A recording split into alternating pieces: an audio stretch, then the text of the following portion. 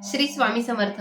तर आज तुम्हाला मी ना खूप दिवस झाले मला भरपूर जण विचारतात की मी काय जेव्हा अनुभव वगैरे सांगते ना तेव्हा मी माझे पण थोडेफार अनुभव त्यामध्ये सांगत असते की माझ्या बाळाला स्वामींनी कसं वाचवलं किंवा मला कसं वाचवलं. तर भरपूर जणींना प्रश्न पडलाय की ताई आम्हाला सांगा की तुमचे जे अनुभव आहे, तुम्ही दरवेळेस म्हणतात की तुमच्या बाळाला स्वामींनी वाचवलं वगैरे, तर ते कशा पद्धतीने वाचवलं हे आम्हाला सांगा म्हणून. तर आज मला तेच तुमच्यासोबत शेअर करायचंय. तुम्हाला मी माझा पूर्ण प्रेग्नन्सीचा प्रवास पहिल्यांदा शेअर करते.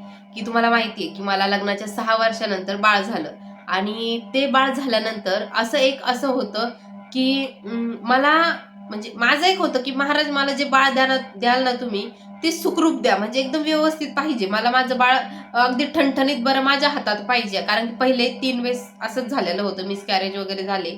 एकदा तर बाळ हातातोंडाशी आलेला घास निघून गेला. तर त्यामुळे काय झालं की महाराज हे बाळ चांगलं ठेवा तुम्ही, एवढं माझ्या मनामध्ये होतं. आणि रिसेंटली काय झालं, डिलिव्हरी माझी 9वा महिना लागला, मला टाका वगैरे दिलेला होता. तर 9वा महिना लागला आणि अचानकच तो जो टाका दिलेला असतो त्यावरती ताण यायला लागला आणि माझ्या पोटात अचानक जास्त दुखायला लागलं. तर आम्ही रँडमली चेक करायला म्हणून हॉस्पिटलला गेलो. तर तिथे सांगण्यात आपण ते डॉक्टर बोलले की आपण हा जो टाका दिलेला आहे तो काढून टाकू, म्हणजे तुमची नॉर्मल डिलिव्हरी होईल.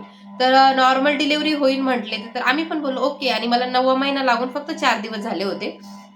तर म्हटलं टाका वगैरे काढायला घेतला त्यांनी आणि तो टाका काढायला मला एवढा अ, काय म्हणतात त्याला, एवढा बेकार त्रास झाला ना, की त्या त्रासामध्ये मला जे लेबर पेन असतात ते सुरू झाले. त्यानंतर माझ्या बाळाचे जे ठोके होते ते एकदम कमी होऊन गेले. आपले ठोके 40-50च्या पुढे पाहिजे, तर 20 ॲटलीस्ट 20च्या पुढे पाहिजे. ते 20 पेक्षाही खाली आले आणि अचानकच मला त्यांनी इमर्जन्सी डिलिव्हरीसाठी नेलं. अगदी 9वा महिना लागून 4च दिवस झाले होते. तरी म्हटलं ते डॉक्टर, आणि मला लंग्स मॅच्युअर होण्याचे बाळाचे त्याचे इंजेक्शन ऑलरेडी चालूच होते. तर म्हटलं आता 9वा महिना लागलाय, तर 36-37 आठवडे पण कंप्लीट होते. तर एवढा काही प्रॉब्लेम यायचा नाही असं डॉक्टरांनी आम्हाला सांगितलं. पण काय म्हणतात ना, ते सगळं उलटच होऊन गेलं. बाळ माझी डिलिव्हरी सी सेक्शन झालं. सीझर करण्यात आलं माझं.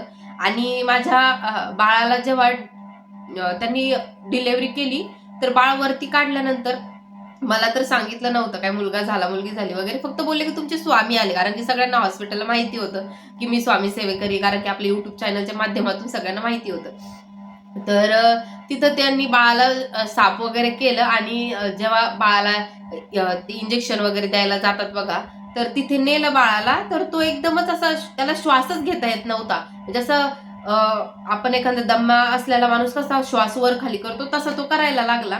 आणि तेव्हा डॉक्टरांना, माझ्या मिस्टरांना वगैरे बाहेर येऊन सांगितलं की बाळाला श्वास घ्यायला खूप त्रास होतोय. बाळाचे लंग्स मॅच्युअर नसल्यामुळे त्याला भरपूर त्रास व्हायला लागलाय. मग तरी ते बोलले की आपण याला बाहेर अर्धा तास ठेवून बघूयात. म्हणजे याला जर याचा श्वास व्यवस्थित झाला तर याला एनआयसीयूत ठेवायची काही गरज नाही. आणि तोपर्यंत तर मला काही सांगितलं नव्हतं. फक्त डॉक्टर येऊन बोलले की बाळ ओके, असं एवढंच बोलले.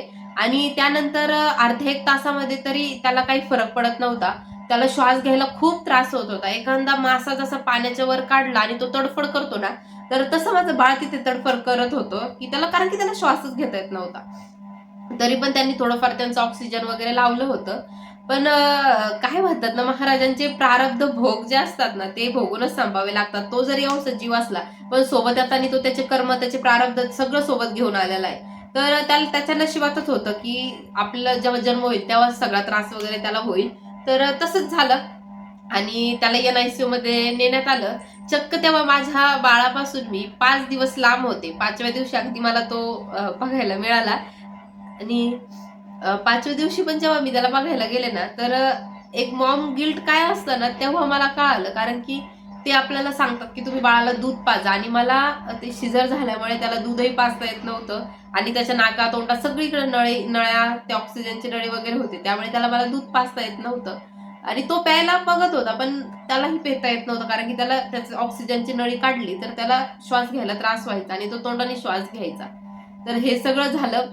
आणि ह्या सगळ्यात मी फक्त महाराजांना एक बोलली होती, की महाराज, मी एका हॉस्पिटलला होते आणि माझं बाळ एका हॉस्पिटलला होतं. तर मी महाराजांना बोलली होती, महाराज इथं माझ्याजवळ सगळे आहे. माझे आई, वडील सगळे आहेत. पण तिथे माझ्या बाळाजवळ कुणी नाहीये. म्हणजे आपल्याला एनआयसीयू मध्ये येऊ देत नाही. तर तुम्ही त्याचं रक्षण करा, त्याच्या पाठीमागे उभे राहा.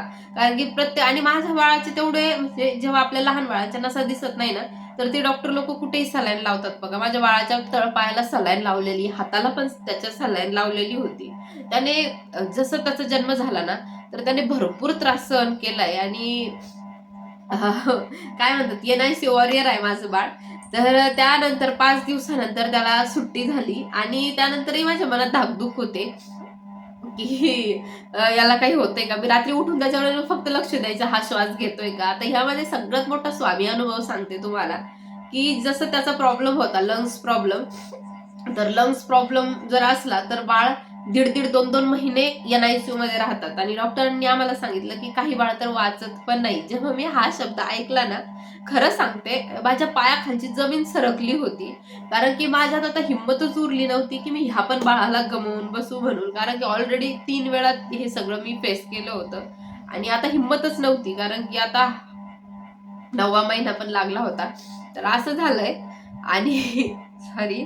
आणि त्यानंतर ना महाराजांची कृपाच म्हणावी आणि आयुष्यात मी महाराजांना न सोडण्याचं सगळ्यात मोठं कारण माझं बाळ आहे. कारण की त्याला मरणाच्या दारातून त्यांनी माझ्याजवळ आणलंय. मला तर मरणाच्या दारातून त्यांनी बाहेर काढलंच होतं. पण त्याला सुद्धा महाराजांनी मरणाच्या दारातून बाहेर काढलं. तिथे महाराज प्रारब्ध भोग जे असतात त्याचे कमी करून माझ्या बाळाला आज त्यांनी वाचवलं. हो, मी खूप कॉन्फिडेंटली म्हणते की त्यांनीच वाचवलं. कारण की हे सगळं जे आहे तेच करू शकतात आणि त्यांनी माझ्या आयुष्यात तो चमत्कार घडवलाय. आज तो सुखरूप आहे, माझ्या जवळ आहे आणि महाराजांचा हाच खूप मोठा माझ्यासाठी आशीर्वाद आहे. आता त्यांनी नाही काही दिलं, त्यांच्याकडे मागण्याची वेळ येत नाही. जर काही आपल्याला पाहिजे असेल तरी ते देऊन टाकतात. एवढं मनी जे चिंतले ते त्यांनी दिले. असंच आहे. प्रत्येकाला सांगेल महाराजांवर विश्वास ठेवा, त्यांची सेवा सोडू नका. आता पण माझी भरपूर परेशानी होते. त्याला सोबत घेऊन सेवा करायची. पण एक असतं ना, की आपली काय म्हणतात त्याला, इच्छाशक्ती असेल ना, तर महाराज सगळं करून घेतात. तर हा अनुभव तुम्हाला कसा वाटला हे मला कमेंट करून सांगा. आणि तुमच्याही आयुष्यात असे अनुभव आले असतील, तर तुम्ही साक्षी लाईफस्टाईल पेज आहे तिथे सांगू शकता. श्री स्वामी